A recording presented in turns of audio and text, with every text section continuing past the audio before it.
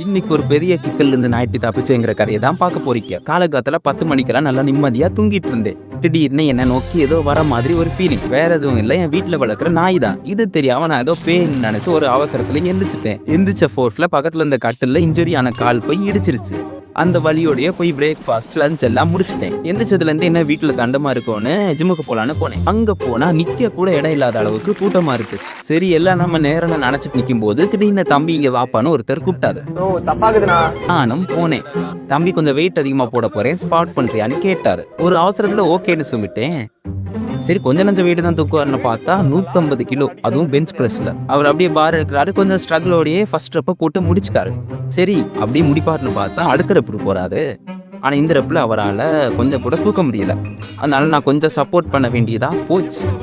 ஆனால் நான் கை வைக்கிறேன், என்னால் சுத்தமாக நகர்த்தவே முடியல. அப்படியே நிற்கிது பாரு.